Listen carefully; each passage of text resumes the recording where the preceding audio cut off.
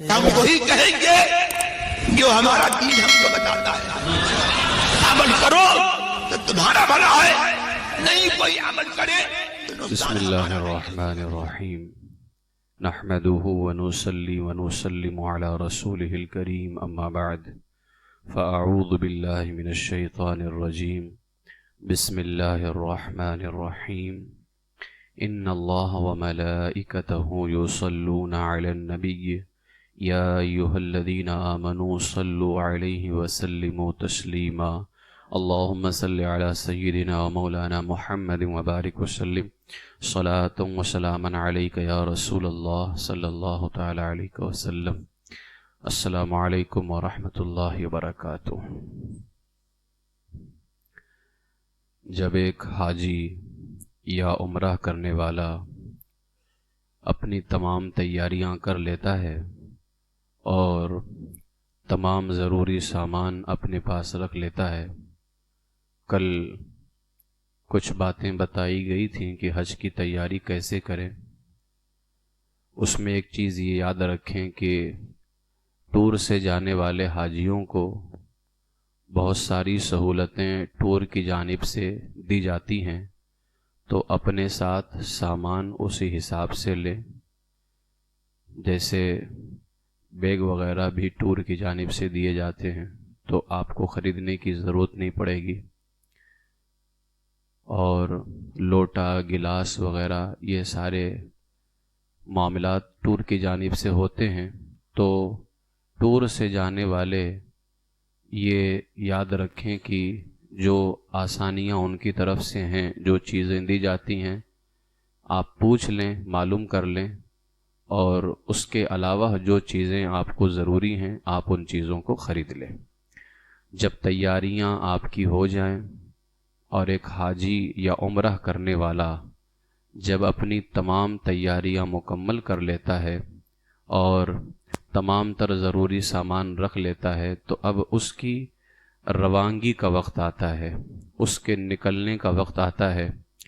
تو یاد رکھ لیں، حج کرنے والا ہو یا عمرہ کرنے والا ہو یا مکہ شریف کسی بھی تجارت کی غرض سے جانے والا ہو، اس کو احرام باندھ کر کے اب جانا ہوگا.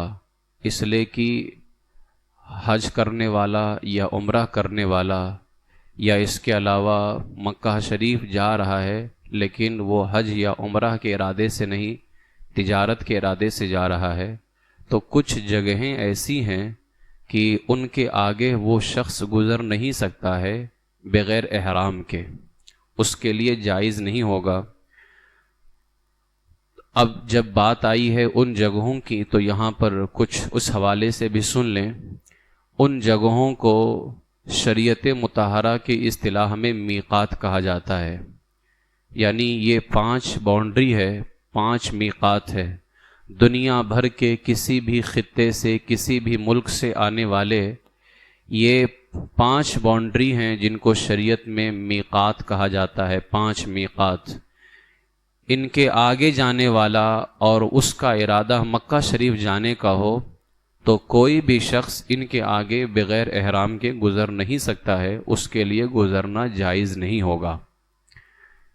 مکہ شریف میں کوئی بندہ کام کر رہا ہو یا حج کرنے گیا ہو یا عمرہ کرنے گیا ہو، اور اگر وہ میقات کے باہر گیا، اب دوبارہ اگر وہ مکہ آ رہا ہے تو اب اس کو پھر سے احرام باندھ کر کے آنا ہوگا. یہ اسی وجہ سے آپ دیکھتے ہوں گے کہ کبھی کبھار عمرہ کرنے والے طائف کی زیارت کے لیے جاتے ہیں تو واپسی پر ان کو احرام باندھنا پڑتا ہے قرن المنازل سے. تو میقات 5 ہیں. جب میقات سے ہم گزریں گے تو ہمارے لیے احرام باندھنا ضروری ہے، بغیر احرام کے ہم آگے جا نہیں سکتے ہیں. 5 میقات ہیں. پہلا میقات ذوالحلیفہ، یہ مدینہ طیبہ کی میقات ہے، اس کا نام ہے ذوالحلیفہ. اس زمانے میں اس جگہ کا نام ہے ابیار علی، یعنی اب اس میقات کا نام ابیار علی ہے. ہندوستان والے یا اور ملک والے اگر حج سے پہلے یا عمرہ کرنے سے پہلے مدینہ شریف جائیں کیونکہ کچھ لوگوں کی فلائٹ ڈائریکٹ مدینہ شریف کی ہوتی ہے، تو جو بھی پہلے مدینہ شریف جاتے ہیں حج سے پہلے یا عمرہ سے پہلے، پھر وہ جب مکہ شریف آتے ہیں تو ان کو احرام یا تو مدینے سے باندھنا ہوگا، کیونکہ مدینہ شریف ذوالحلیفہ سے پہلے ہے، تو میقات سے پہلے کبھی بھی باندھ سکتا ہے، لیکن میقات سے باندھنا اس کو کمپلسری ہے، لازم ہے، میقات کے آگے وہ جا نہیں سکتا ہے بغیر احرام کے۔ تو جب مدینہ شریف سے کوئی آتا ہے مکہ شریف تو اس کو ذوالحلیفہ پر، جس کا اس زمانے میں نام ابیار علی ہے، وہاں سے اس کو احرام باندھ کر کے اب مکہ شریف کے اندر آنا ہوتا ہے اس کو۔ یہ پہلا جو ہے ذوالحلیفہ مدینہ شریف کی میقات ہے۔ یہ دوسرا ہے ذات و عرق، یہ عراق والوں کی میقات ہے، جو عراق سے آتے ہیں ان کے لیے یہ باؤنڈری ہے، اس کے آگے وہ لوگ بغیر احرام کے نہیں جا سکتے۔ تیسرا ہے جحفہ، یہ شام والوں کی میقات ہے، لیکن اب جحفہ جو ہے یہ بالکل ختم ہو چکا ہے، کچھ نام و نشان نہیں ہے، وہاں آبادی بھی نہیں ہے، صرف کچھ نشانات پائے جاتے ہیں، یعنی یہ جو جحفہ ہے یہاں کوئی آبادی وغیرہ نہیں ہے، صرف چند نشانات پائے جاتے ہیں، اور ان نشانوں کے بھی جاننے والے اس زمانے میں کم رہ گئے، یعنی جو جحفہ ہے اس کے جو نشانات ہیں وہ بھی بہت لوگ جانتے نہیں ہیں، لہٰذا اب شام والوں کی جو میقات ہے وہ رابغ ہے، رابغ ایک جگہ کا نام ہے، وہاں سے وہ لوگ احرام باندھتے ہیں جو جحفہ سے قریب ہی ہے، یعنی رابغ جو ہے یہ جحفہ سے قریب ہے، تو شام سے آنے والے رابغ سے احرام باندھ کر کے وہ آتے ہیں۔ چوتھا ہے قرن المنازل، یہ نجد والوں کی میقات ہے اور یہ طائف کے قریب ہے، اسی لیے جب بھی کوئی طائف کی زیارت کے لیے جاتا ہے واپسی پر اسے قرن المنازل سے احرام باندھ کر کے آنا ہوتا ہے، اگر احرام نہیں باندھے گا تو اس کے لیے اندر آنا جائز نہیں ہوگا، ٹھیک ہے۔ اب یہ الگ مسئلے اس کے ہیں کہ اگر آ گیا تو کیا ہوگا، ابھی میں ان مسائل پہ کوئی گفتگو نہیں کر رہا ہوں، میں ایک طریقہ بتا رہا ہوں، آسان طریقہ اور سیدھا سادھا۔ تو قرن المنازل یہ میقات ہے۔ پانچویں میقات ہے یلملم، یہ اہل یمن، یمن والوں کی میقات ہے، ہندوستان اور پاکستان والوں کی بھی یہی میقات ہے، یلملم، کوہ یلملم، یلملم کا ایک پہاڑ ہے۔ تو اب عام طور سے جب پہلے کشتی سے لوگ سفر کرتے تھے تو جب یہ پہاڑ نظر آتا تھا کوہ یلملم تو کشتی والے اعلان کر دیتے تھے کہ یلملم قریب ہے، کشتی رکتی تھی، سب لوگ احرام باندھتے تھے۔ اب تو فلائٹ سے سفر ہے، کہاں پتہ چلتا ہے، کچھ فلائٹ وغیرہ جیسے سعودیہ ایئر لائنز وغیرہ کے اندر اعلان ہوتا ہے، لیکن اب وہ اتنی تیزی کے ساتھ رہتا ہے کہ وہ اعلان کرے گا، کیونکہ کافی رفتار کے ساتھ فلائٹ چل رہی ہوتی ہے، وہ اعلان کرے گا، آپ احرام باندھیں گے، پھر جو ہے نماز پڑھیں گے، پھر نیت کریں گے، کہیں اس چکر میں جو ہے وہ میقات نہ گزر جائے۔ تو اس لیے علماء یہ فرماتے ہیں کہ جب ایئرپورٹ پر آپ جائیں تو احرام وغیرہ باندھ لیں، ابھی میں اس کا طریقہ بتاؤں گا۔ تو یہ 5 میقات ہے، ایک ہے ذوالحلیفہ، دوسرا ہے ذات و عرق، اس کے بعد میں جحفہ جو شام والوں کی میقات ہے لیکن اب اس کا نام کیا ہے، رابغ ہے، اور چوتھا ہے قرن المنازل جو نجد والوں کے میقات ہے، اور 5واں ہے یلملم جو ہمارا اور آپ سب کا جو ہے، یہاں سے آگے ہم بغیر احرام کے نہیں گزر سکتے ہیں۔ تو یہ میقات ان کے لیے بھی ہیں جن کا ذکر ہوا، اور ان کے علاوہ جو شخص بھی یہاں سے گزرے گا اور وہ مکہ شریف جانے کا ارادہ رکھتا ہے تو اس کے لیے یہی میقات ہے، ٹھیک ہے۔ مکہ معظمہ جانے کا ارادہ نہیں ہے بلکہ میقات کے اندر کسی اور جگہ مثلا جدہ جانا چاہتا ہے تو اب اسے احرام کی ضرورت نہیں ہے، ٹھیک ہے۔ جدہ جانا چاہتا ہے، اب وہ جدہ جا رہا ہے تو اب اسے احرام کی ضرورت نہیں ہے۔ ہاں، اب جدہ چلا گیا اور اب اگر وہاں سے جاتا ہے مکہ شریف تو وہ بغیر احرام کے جا سکتا ہے، وہ کیونکہ اب وہ جو ہے اس پر احرام ضروری نہیں ہے۔ اگر یہاں سے وہ ڈائریکٹ وہاں جانا چاہتا ہے مکہ شریف، کعبہ شریف، تو اب اس کے لیے بغیر احرام کے میقات سے گزرنا جائز نہیں ہوگا۔ دور حاضرہ کے اندر حج کے لیے اب کچھ باتیں احرام سے متعلق میں آپ کے سامنے پیش کرتا ہوں۔ دور حاضر میں حج کے لیے صرف ہوائی سفر کی اجازت ہے، اور کشتی وغیرہ سے تو آپ سفر کرتے نہیں ہیں۔ اب جدہ تک کا یہ سفر جو پہلے کئی دنوں میں ہوتا تھا کشتی سے جب لوگ جاتے تھے، اب تو چند گھنٹوں میں یہ سفر ہو جاتا ہے. لہٰذا ہوائی جہاز میں میقات کے آنے سے پہلے اعلان کیا جاتا ہے تاکہ حجاج یا معتمر یعنی عمرہ کرنے والے احرام باندھ لیں. مگر اب اس کے اندر نماز وغیرہ کی سہولت کہاں سے ہوگی؟ جہاز کے اندر نماز وغیرہ کی سہولت ہوتی نہیں ہے، پھر آپ کو بیٹھ کر کے پڑھنا ہوگا. اور ہوائی جہاز کی تیز رفتاری کو مد نظر رکھتے ہوئے اس بات کا بھی خطرہ ہے کہ آپ احرام باندھنے میں یا نیت کرنے میں وقت لگے اور میقات گزر جائے، کیونکہ جب تک کہ آپ نماز نہیں پڑھیں گے اس کے بعد میں نیت کرنی ہے اور نیت کے بعد تلبیہ پڑھنی ہے، لبیک اللہم لبیک. جب آپ نیت تو کر لیے لیکن آپ نے تلبیہ نہیں پڑھی تب بھی آپ احرام کے اندر نہیں ہوں گے. تلبیہ بھی ضروری ہے، تو آپ نیت کرنے میں تلبیہ پڑھنے میں کہیں اتنا وقت نہ گزر جائے کہ میقات ہی گزر جائے، کیونکہ کافی تیز رفتاری کے ساتھ جو ہے جہاز چل رہی ہوتی ہے.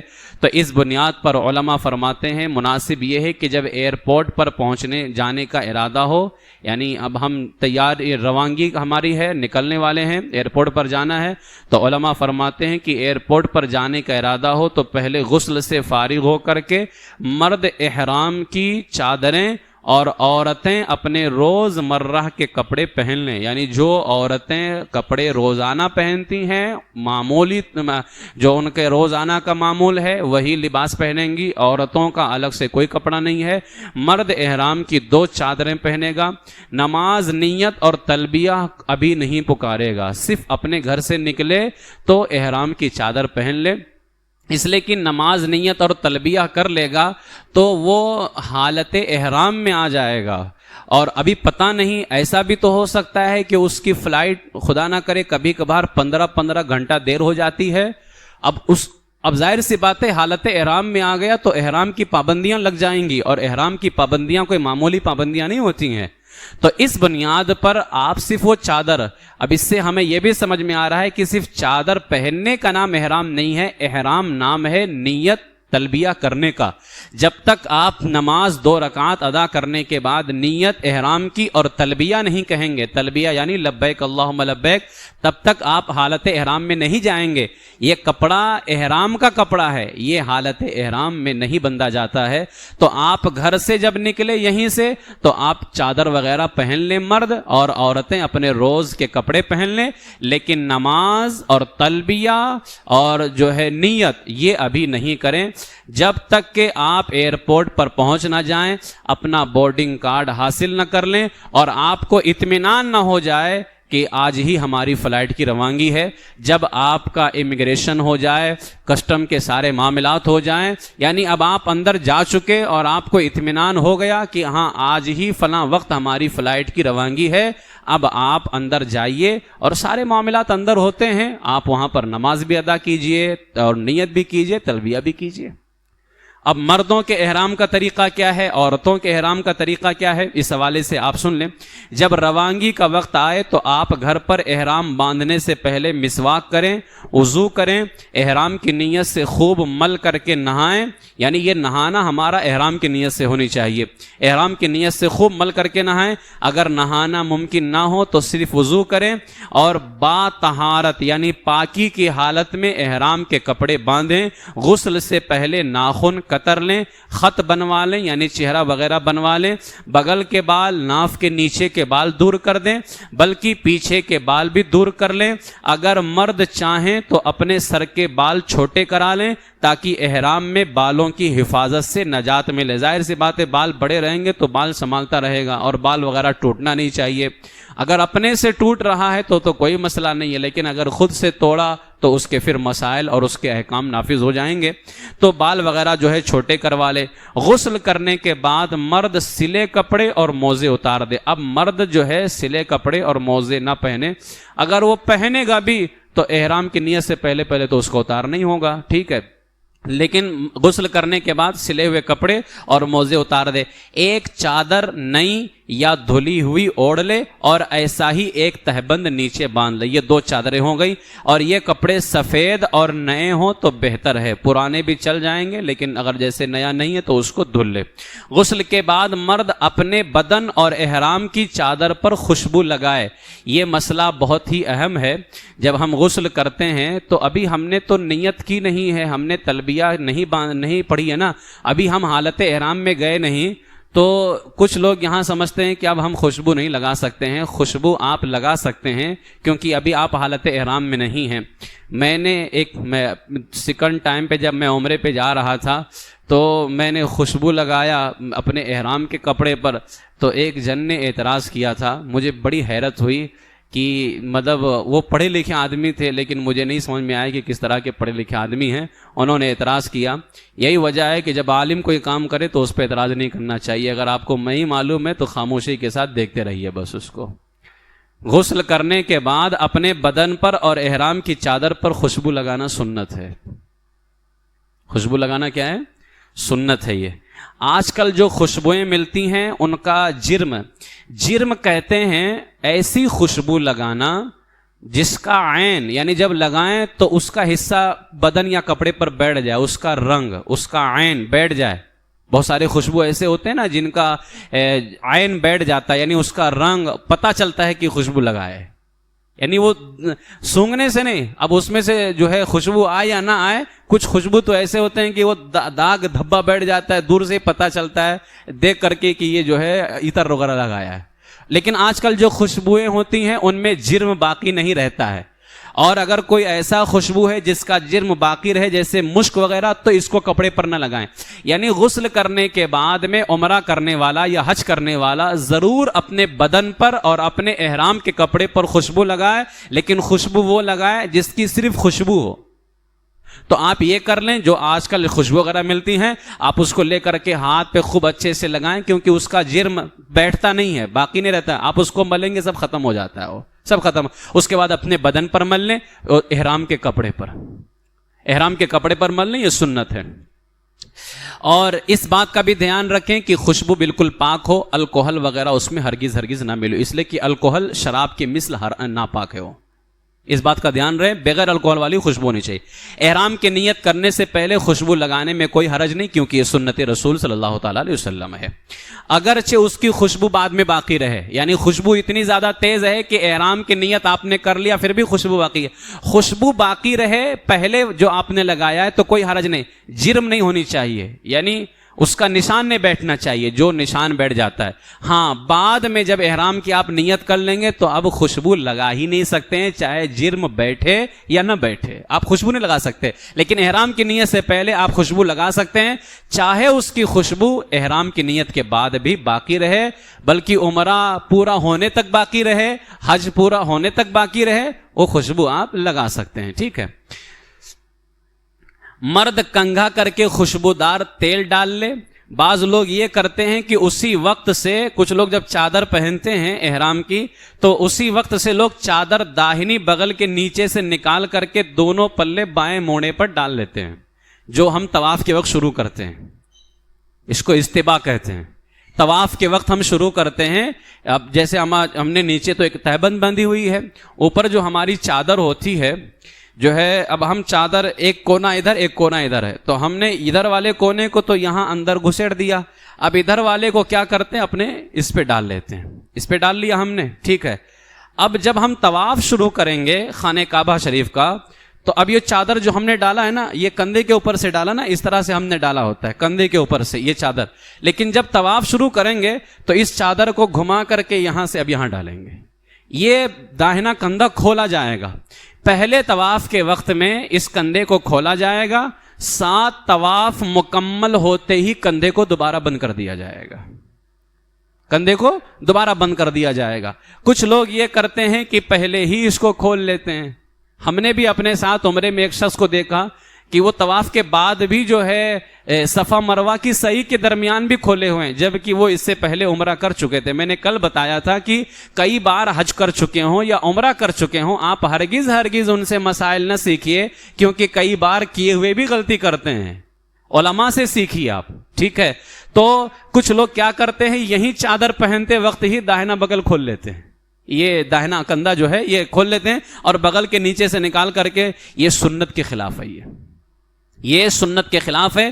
اس طرح چادر اوڑھنا صرف طواف کے وقت سنت ہے, یعنی بغل کے نیچے سے نکالنا اور داہنا کندھا کھلا رکھنا, یہ صرف طواف کے وقت سنت ہے. طواف کے علاوہ باقی وقتوں میں جو ہے عادت کے موافق جس طرح سے ہمارا کندھا بند ہوتا ہے اسی طرح سے کندھا بند رہے گا, یعنی دونوں موڑ جو ہے یہ کندھے اور پیٹھ اور سینہ سب, کیونکہ اب ظاہر سی بات ہے جب یہاں سے چادر نکالیں گے تو ہماری پیٹھ بھی دکھتی ہے, سینہ بھی دکھتا ہے, کندھا بھی دکھتا ہے, تو صرف طواف کے وقت میں یہ چیز دکھے, باقی طواف کے علاوہ طواف سے پہلے اور طواف کے بعد یہ چیزیں کیا ہوں گی, بند رہیں گی. حالت احرام میں مرد کو سلے کپڑے پہننا, دستانے پہننا یا موزہ استعمال کرنا یا کپڑے سے چہرہ چھپانا یا ایسے جوتے یا چپل کا استعمال کرنا جو بیچ قدم کو چھپائے حرام ہے. مرد نہ ایسے چپل استعمال کر سکتا ہے, اسی لیے بہتر یہ ہے کہ ہوائی چپل استعمال کرے. ہوائی چپل میں پورا قدم آپ کا کھلا ہوا ہوتا ہے, ٹھیک ہے, پورا قدم کھلا ہوتا ہے. مرد کے لیے اس طرح کی چیزوں کو استعمال کرنا جائز نہیں ہے. ہوائی چپل استعمال کریں. آپ اپنے ساتھ مزید ایک احرام کا سیٹ اور رکھ لیں, کل میں نے آپ کو بتایا تھا, تاکہ ضرورت پیش آنے پر آپ اس کو بدل بھی سکیں.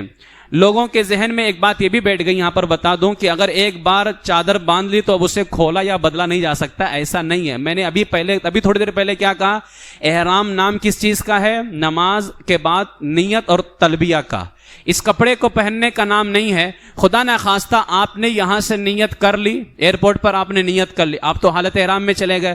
اللہ نہ کرے, صدبار اللہ نہ کرے, کوئی معاملہ پیش آ گیا اور جدہ ایئرپورٹ پر کسی وجہ سے آپ کا وہ جو احرام کا کپڑا تھا وہ گندا ہو گیا, تو آپ اس کو بغیر کسی شک و شبہ کے, بغیر کسی تردد کے آپ اس کو بدل سکتے ہیں. آپ کو وہاں جا کر کے نہانا پڑ گیا, ٹھیک ہے, نہانا پڑ گیا, آپ اس کو کپڑے کو اتاریے, رکھ دیجئے, آپ نہائیے. آپ حالت احرام میں ہی ہیں, آپ پھر نہانے کے بعد اس کو پہن لیجئے. آپ استنجا کے لیے گئے, کبھی کبھار ایسا ہوتا ہے کیونکہ اوپر کا کپڑا تو کچھ سلا ہوا نہیں ہے, اب ہم استنجا کے لیے بیٹھے, خدا نہ کرے بعد میں استنجا کرتے وقت وہ کپڑا کہیں اندر لٹک جائے یا وہاں طہارت خانے کے اندر زمین سے لگ جائے, تو آپ اوپر والے کپڑے کو نکال کر کے لٹکا دیجئے, آپ طہارت کے لیے بیٹھ جائیے, پھر جب آپ فارغ ہو جائیے پھر کپڑے کو باندھ لیجئے. کچھ لوگ یہ سمجھتے ہیں کہ جب باندھ لیا تو اب کھول نہیں سکتے ہیں. ایسا نہیں ہے. احرام اس چیز کا نام ہے ہی نہیں. احرام تو نیت اور تلبیہ کا ہے, وہ تو آپ کا باقی ہے ابھی بھی. جب تک آپ جو ہے سر چھلا نہ دیں یا قصر نہ کروا لیں تب تک آپ حالت احرام کے اندر ہیں, ٹھیک ہے. تو اگر کبھی اس طرح کے معاملات آ جائیں تو جو ہے اس چادر کو کھولا بھی جا سکتا ہے, بدلا بھی جا سکتا ہے, ٹھیک ہے. یہ ہے مرد کا احرام. عورتوں کا احرام کیا ہے؟ عورت احرام کے وقت وہی سارے کام کرے گی جو مرد کرتے ہیں, یعنی غسل کرے گی, ضرورت ہے تو بال ناخن کاٹے, صفائی کرے, پاکی حاصل کرے, تاکہ احرام کی حالت میں ان کی صفائی کی ضرورت پیش نہ آئے عورت کے اوپر. پس اگر احرام باندھتے وقت عورت حیض یا نفاس کی حالت میں ہے, جب بھی وہ دیگر پاک و صاف عورتوں کی طرح احرام باندھے گی, کیونکہ احرام باندھنے کے لیے پاکیزگی شرط نہیں ہے, طواف کے لیے پاکیزگی شرط ہے. اس لیے کہ طواف مسجد کے اندر ہوتا ہے. اچھا, سعی صفا مروہ کی کرتے اس کے لیے بھی پاکیزگی شرط نہیں, اس لیے کہ وہ بھی مسجد سے باہر ہے.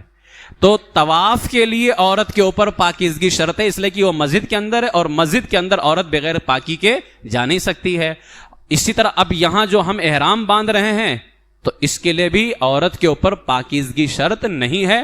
اگر عورت حیض یا نفاس کی حالت میں ہے تب بھی وہ جو ہے دوسری عورتوں کی طرح احرام باندھ سکتی ہے.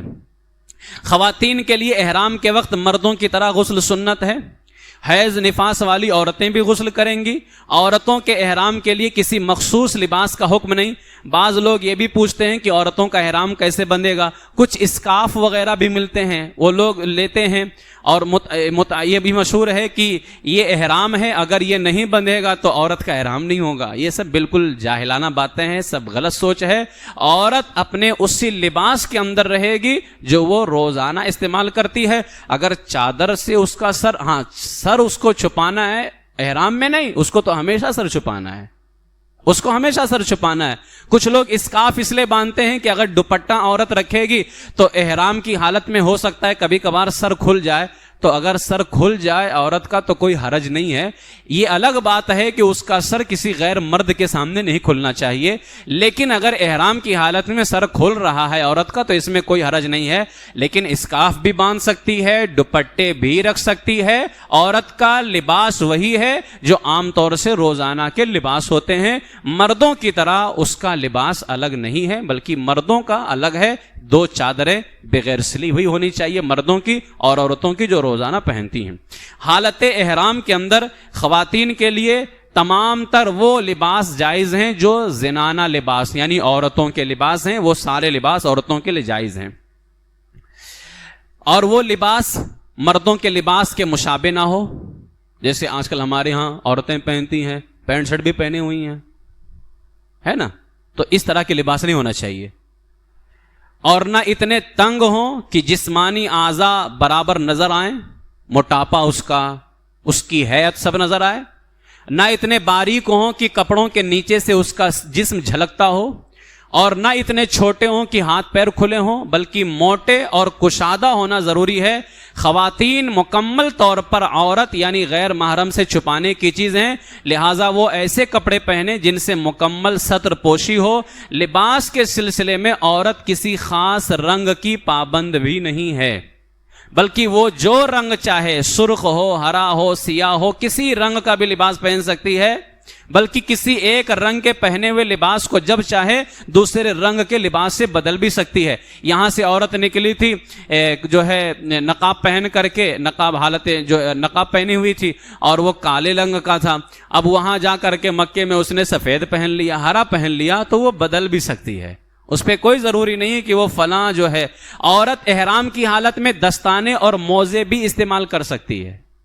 عورت کا صرف چہرہ کھلا رہے گا حالت احرام کے اندر. مرد دستانے اور موزے استعمال نہیں کر سکتا ہے, لیکن عورت دستانے اور موزے بھی استعمال کر سکتی. یہ تو مردوں کا احرام ہو گیا, عورتوں کا احرام. نابالغ بچوں کا احرام, اگر آپ اپنے نابالغ بچے کو اپنے ساتھ سفر حج میں لے جانا چاہتے ہیں یا عمرہ میں, تو اس کے لیے بھی وہی احکامات ہیں جو اوپر بیان ہوئے. لیکن اگر بچہ سمجھدار ہے تو وہ خود غسل کر کے احرام کی چادریں باندھے, اور اگر وہ نہ سمجھ ہے تو اسے غسل دو, اور غسل دینے کے بعد تم اس کو احرام کی چادریں باندھو. جو اس کے ماں باپ ہیں وہ احرام کی چادر, اگر سمجھدار ہے تو وہ خود غسل کرے اور احرام کی چادر باندھے, لیکن اگر وہ سمجھدار نہیں ہے تو اس کو غسل دو اور تم خود احرام کی چادریں باندھو. جب آپ کا گھر سے نکلنے کا وقت ہو جائے اور آپ نے احرام وغیرہ چادر وغیرہ پہن لیا, مکروہ وقت نہ ہو تو احرام کے انہی کپڑوں میں جس کو پہن کر کے آپ کو سفر کرنا ہے, گھر پہ 4 رکعت نفل پڑھیں. یہ سفر کی نماز ہے, احرام کی نماز نہیں ہے, یہ سفر کی نماز ہے. 4 رکعت نماز پڑھیں. پہلی رکعت میں الحمدللہ کے بعد سورہ کافرون, دوسری میں سورہ اخلاص, تیسری میں سورہ فلق, چوتھی میں سورہ ناس. الحمدللہ چاروں میں, اور چاروں میں سورہ الگ الگ رہیں گی. پہلی میں سورہ کافرون, دوسری میں قل هو اللہ شریف, تیسری میں قل اعوذ برب الفلق, چوتھی میں قل اعوذ برب الناس. آپ پڑھیں. یہ نماز سفر ہے. اس کے متعلق فرمایا گیا کہ یہ 4 رکعتیں واپس آنے تک آپ کے گھر والوں کے لیے حفاظت کا ذریعہ ہے. یہ اس لیے 4 اچھا یہ نماز آپ کسی بھی سفر پہ جا رہے ہوں, حج کے سفر پہ, عمرہ کے سفر پہ, آپ دنیا کے کسی اور بھی سفر پہ جائیں, یہ 4 رکعت نماز پڑھ لیں. آپ کو یہ 4 رکعتیں یاد رہیں گی. 4 رکعت سفر کی نماز ہے. پہلی میں قل یا ایھا الکافرون, دوسری میں قل هو اللہ شریف, اور تیسری چوتھی میں آخر کی دونوں سورتیں. ٹھیک ہے, یہ نماز آپ پڑھ لیں. اس کے بعد نماز سفر ادا کرنے کے بعد آپ اپنے سب عزیزوں اور دوستوں سے ملاقات کریں, ان سے اپنی غلطیاں معاف کروائیں, سب سے دعائیں کرائیں. برکت حاصل ہوگی, اس لیے کہ دوسروں کی دعا قبول ہونے کی امید زیادہ ہے. آپ دوسروں سے دعاؤں کے لیے کہیں, اور یہ پتہ نہیں کہ کس کی دعا قبول ہو جائے, لہٰذا سب سے دعا کروائیں. اور وہ لوگ جو حاجی یا کسی کو رخصت کریں, وہ لوگ اس کے لیے دعا کریں, اس حاجی کے لیے دعا کریں, رخصت ہونے والے کے لیے دعا کریں. دروازے سے باہر نکلتے ہی, جیسے گھر کے دروازے سے باہر نکلیں, نکلتے ہی یہ دعا پڑھیں, بسم اللہ وباللہ توکلت علی اللہ ولا حول ولا قوت الا باللہ. اللہ کے نام سے شروع, بسم اللہ وباللہ, اور توکلت علی اللہ, اللہ کے نام سے ہی سفر بھی ہے اور اللہ پر ہی بھروسہ کرتا ہوں. ولا حول ولا قوت الا باللہ, کوئی طاقت نہیں ہے سوائے پروردگار عالم کے. بسم اللہ وَبِاللَّهِ وَتَوَكَّلْتُ عَلَى اللَّهِ وَلَا حَوْلَ وَلَا قُوَّةَ إِلَّا بِاللَّهِ، یہ پڑھیں اور درود شریف کی کثرت کریں. سب سے رخصت ہونے کے بعد، سب سے مل لیں، ملاقات کر لیں، سب سے رخصت ہونے کے بعد کیا کریں؟ مرد آدمی اپنے محلے کی مسجد سے رخصت ہو. یہ بہت ضروری ہے. یعنی ضروری اس اعتبار سے نہیں کہ فرض واجب ہے، ضروری اعتبار سے کہ یہ بہتر طریقہ ہے سنت رسول صلی اللہ علیہ وسلم. مرد جب سب سے ملاقات کر لے، چاہے وہ حج کرنے والا ہو یا عمرہ کرنے والا ہو یا کسی بھی سفر پہ آپ جا رہے ہوں، تو مرد کو حکم دیا گیا ہے کہ وہ اپنے محلے کی مسجد سے رخصت ہو، سب سے اخیر میں محلے کی مسجد میں جائے. اور اگر وقت کراہت نہ ہو تو 2 رکعت نفل نماز بھی ادا کرے وہ مسجد میں جا کر کے. اور اگر کراہت کا وقت ہے، مکروہ وقت ہے، تو صرف مسجد جائے، دیدار کر لے، زیارت کر لے، درود شریف پڑھ لے، اللہ کا گھر ہے، جا کر کے وہاں سے رب سے دعائیں کر لے. اگر مکروہ وقت نہ ہو تو 2 رکعت بھی پڑھ لے. تو ہونا یہ چاہیے کہ جب بھی کسی سفر کے لیے نکلیں مسجد سے رخصت ہوں، اور جب سفر سے لوٹیں تو فرمایا گیا کہ پہلے مسجد میں حاضر ہوں اور 2 رکعت نماز ادا کریں، پھر گھر میں داخل ہوں. جانے کے وقت میں سب سے اخیر میں مسجد میں جائیں، آنے کے وقت میں سب سے پہلے. گھر سے نکلنے سے پہلے اور بعد کچھ صدقہ کر دیں، آپ کسی کو دے دیں تاکہ صدقہ بلاؤں کو ٹالتا ہے، پریشانیاں نہ آئیں. جب سواری پر سوار ہوں تو 3 مرتبہ بسم اللہ کہیں، بسم اللہ بسم اللہ بسم اللہ. ہم یہاں کی سواری پر جب سوار ہوں، یہاں ہم گاڑی میں بیٹھ کر کے جاتے ہیں نا، آپ گاڑی میں بیٹھیں، بسم اللہ بسم اللہ بسم اللہ، کیونکہ ہم یہاں سے وہاں تک جانے میں بھی پتہ نہیں کوئی حادثہ ہو سکتا ہے، کتنے لوگوں کے ساتھ ہو جاتے ہیں، لمحے بھر کا کوئی بھروسہ نہیں. 3 مرتبہ کہیں بسم اللہ بسم اللہ بسم اللہ. پھر کہیں اللہ اکبر اللہ اکبر اللہ اکبر، الحمدللہ الحمدللہ الحمدللہ، سبحان اللہ سبحان اللہ سبحان اللہ، یعنی وہ تسبیح فاطمہ ہے. تو 3 مرتبہ بسم اللہ، پھر 3 مرتبہ تسبیح فاطمہ، اور 1 مرتبہ کہیں لا الہ الا اللہ. بسم اللہ 3 مرتبہ، پھر تسبیح فاطمہ تینوں 3 مرتبہ، پھر 1 مرتبہ لا الہ الا اللہ. اس کے بعد سفر کی دعا پڑھیں، سبحان الذی سخر لنا ھذا وما كنا له مقرنین وانا الى ربنا لمنقلبون. یہ آپ پڑھ کر کے سواری پر بیٹھ جائے. جب ایئرپورٹ آپ پہنچیں، سب سے پہلے اپنا بورڈنگ کارڈ لے لیں. پہنچنے آپ احرام کے کپڑے پہن چکے، لیکن آپ نے ابھی احرام کی نیت نہیں کرنی ہے. ایئرپورٹ پہنچنے کے بعد بھی بورڈنگ کارڈ لے لیں، امیگریشن اور تمام کسٹم کے ضروریات سے فارغ ہو جائیں. جب آپ کو اطمینان ہو جائے کہ اب آپ کی فلائٹ روانہ ہونے میں زیادہ وقت باقی نہیں، تو اگر مکروہ وقت نہ ہو 2 رکعت نفل نماز احرام کی نیت سے اب پڑھنا ہے. اگر مکروہ وقت ہے تو نماز نہیں پڑھے گا، لیکن اگر مکروہ وقت نہ ہو تو 2 رکعت نفل نماز احرام کی نیت سے پڑھے گا. پہلی رکعت میں سورہ فاتحہ کے بعد سورہ کافرون، دوسری میں قل اللہ شریف، کیونکہ یہ نفل نماز ہے، اس لیے اس نماز کو مکروہ وقت میں نہیں پڑھنا ہے. ٹھیک ہے. اچھا، اگر کسی نے نماز پڑھ لی تو اب نماز کے بعد نیت اور تکبیر کرے گا، لیکن اگر مکروہ وقت تھے، نماز نہیں پڑھی ہے، تو وہ نیت اور تکبیر اس کے علاوہ کہے گا. ٹھیک ہے. یہ یاد رکھ لیں آپ اس کو. طلوع فجر کے بعد سے طلوع آفتاب کے 20 منٹ بعد تک یہ مکروہ وقت ہے. زوال آفتاب کے وقت اور عصر کے فرض ادا کرنے کے بعد سے غروب آفتاب تک نفل پڑھنا مکروہ ہے. بہت سارے ہم نے دیکھا ہے جن کی فلائٹیں 5، 5:30، 6 بجے کی ہوتی ہیں، وہ اندر ایئرپورٹ پہ جاتے ہیں، پہلے عصر پڑھتے ہیں پھر نفل پڑھتے ہیں، پہلے عصر پڑھتے ہیں پھر نفل پڑھتے ہیں. بارے بابا، پہلے آپ نفل پڑھ لیجئے احرام کی نیت سے. اب آپ احرام کی حالت میں آ گئے، اب عصر پڑھتے رہیے. آپ اگر آپ نے عصر پڑھ لیا، عصر کے فرض، تو عصر کے فرض کے بعد سے لے کر کے غروب آفتاب تک نفل پڑھنا مکروہ ہے. لہٰذا آپ جو ہے نفل کی نماز مکروہ وقت میں نہیں پڑھیں گے. مرد جب یہ نماز ادا کرے گا، ہم نے یہ بھی دیکھا ہے کہ احرام کی نماز جب آپ ادا کر رہے ہیں تو آپ حالت احرام میں ہیں. ابھی بھی آپ لوگوں کو شک ہو رہا ہے؟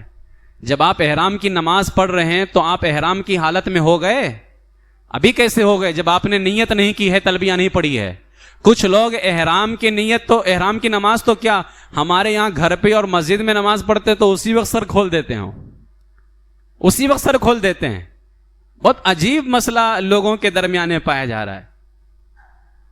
اور وہ نماز بھی جو احرام کی پڑھ رہے ہیں اس کو لوگ سر کھول کر، میں نے کتنوں کو ٹوکا ہے، کہتے ہیں کہ بغیر جو ہے اس کے پڑھنا چاہیے. ہم نے سمجھایا، جن کو سمجھنا تھا سمجھ گئے، جو زیادہ قابل تھے وہ نہیں سمجھے، جو ہم سے بھی زیادہ پڑھے لکھے تھے وہ نہیں سمجھے، اور جو تھوڑا سا کم پڑھے لکھے تھے وہ بیچارے سمجھ گئے.